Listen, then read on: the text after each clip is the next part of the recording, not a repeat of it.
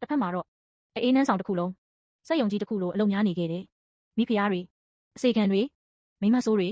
အားလုံးစုပေါင်းပြီးတိုးမွေးအင်ဂျီတွေချုပ်နေကြတယ်ရိတ်ခါ6တွေလုံနေကြတယ်တန်ချမ်းချမ်းကတော့အလုံးအားလုံးကိုဥဆောင်နေခဲ့တယ်3ရက်ကြာပြီးနောက်ပစ္စည်းတွေကိုနေဆက်စီပို့လိုက်ကြတယ်အဲ့ဒီအချိန်မှာနန်းတော်တွေကလူများစုကဒီအစီအစဉ်ကြရှုံးမယ်လို့ထင်နေကြတယ်ဒါပေမဲ့ရက်အနည်းငယ်အကြာမှာနေဆက်ကနေအရေးပေါ်သတင်းတစ်စောင်ရောက်လာခဲ့တယ်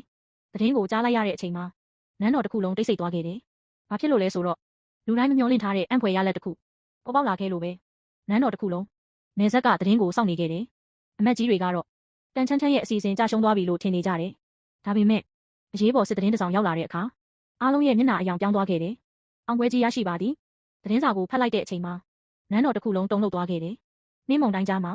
တန်ချမ်းချမ်းဖန်တီးပေးခဲ့တဲ့တိုးမွေးအင်ဂျီတွေဝတ်ထားတဲ့စစ်တီတော်တွေဟာအေးဒဏ်ကိုခံနိုင်ခဲ့ကြတယ်ရိတ်ခါ6တွေကြောင့်လည်းရက်ပေါင်းများစွာစက်တိုက်ချီတက်နိုင်ခဲ့ကြတယ်နောက်ဆုံးမှာတော့ရန်သူတွေကိုအငိုက်ဖမ်းပြီးအောင်ပွဲကြီးရယူနိုင်ခဲ့တယ်ဒီစစ်ပွဲမှာစစ်တီတော်တောင်းချီရဲ့အသက်ကိုကယ်တင်ခဲ့တာတန်ချမ်းချမ်းရဲ့တီထွင်မှုတွေဖြစ်နေခဲ့တယ်အမတ်ကြီးတွေအားလုံးတိတ်ဆိတ်သွားကြတယ်သူတို့တေတံပေးဖို့တောင်းဆိုခဲ့တဲ့အမျိုးသမီးဟာတိုင်းပြည်ကိုကယ်တင်ခဲ့သူဖြစ်နေခဲ့တယ်အရင်ကတော့သူတို့အားလုံးကိုကြည့်ပြီးပြောလိုက်တယ်ဒီအရာတွေကိုဖန်တီးခဲ့သူကစစ်ဌာနကပညာရှင်မဟုတ်ဘူးနာမည်ကြီးပညာရှင်ကြီးလည်းမဟုတ်ဘူးအေးနှန်းဆောင်မှာရှိနေတဲ့တန်ချမ်းချမ်းပဲတဲ့အဲ့ဒီစကားကိုကြားလိုက်ရတဲ့အချိန်မှာတစ်ချိန်ကသူမကိုစော်ကားခဲ့တဲ့သူတွေခေါင်းနာမမော့ရဲတော့ဘူးဘရင်ရဲ့မျက်လုံးထဲမှာတော့ဂုဏ်ယူမှုတွေပြည့်နေနေခဲ့တယ်